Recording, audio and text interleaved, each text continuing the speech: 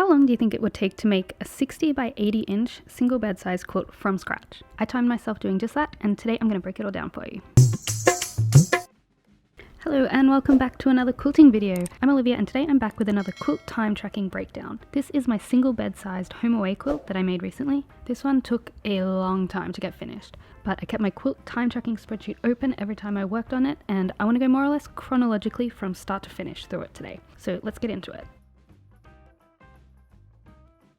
This quilt began with the fabrics. I bought these before I knew exactly what I wanted to do with them. The main ones I started with are these Jocelyn Proust Australian themed fabrics from Spotlight. The rest are really a mixed bag. We've got some solids taken from those themed fabrics, some other more subtle Australian themed fabrics, and then a whole lot of smaller prints used as blenders. I bought these fabrics over 2 different shopping trips, one to Spotlight and one to a local quilt shop, and all up I spent 90 minutes choosing and buying these fabrics. The design time is hard to quantify here. Obviously, whenever I was sketching it out or sitting down to figure out the maths and how much fabric I'd need and all those little steps, I timed it and added that to the list. But there were times when I was thinking about it on the train or at work or while cooking and I didn't really do anything, but I was thinking through the design or a section I was stuck on, and all that time helped, but it's impossible to track with any kind of accuracy. As well as that, I only started tracking after I had a general vague plan in my head and I had to sit down and see if it were possible and if I could make it work. So the design time I'm going with is when I was actively working on it, whether that was drawing out ideas with a pencil and paper or using the computer and EQ8 to properly visualize it or sitting with a calculator and doing the maths. After I came up with the design, I did write out a quilt pattern that will be available at some point that has different size options. But the design time here only includes this one size and doesn't include any of the pattern writing or fiddling around with a PDF and all that sort of stuff. So all up, the time needed to get from a general idea to fleshed out maths for this one size and what step comes first, what comes next, all that was 240 minutes or 4 hours.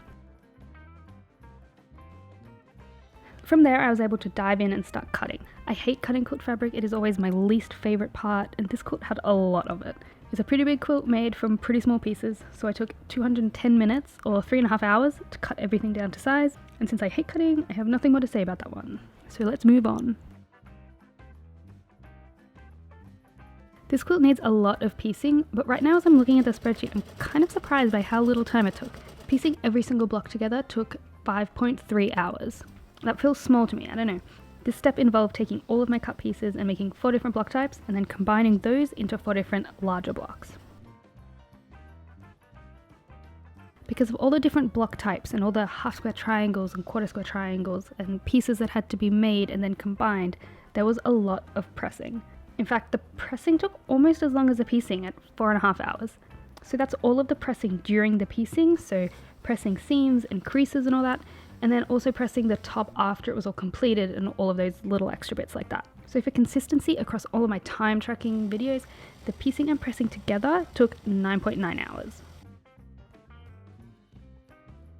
The layout for this quilt did not take long or much effort at all, really. It is a scrappy quilt, so the point is almost for it to look like no effort was put into the step. Really, all I cared about at this point was that the same fabric wasn't right next to itself. Other than that, really, anything goes. So actually, this step took 2 hours spread out at a few different points. The main layout time was after my blocks were made, but before I combined them into the larger blocks, just because I wanted to see how it was all coming along. Then as I combined the blocks and it all grew, every now and then I'd stop and reassess and play around with it a little bit, so 2 hours all up doesn't seem too bad. Assembly for this quilt was nice and quick, no drama, no thought needed. It took just 1.6 hours to go from blocks to a quilt top.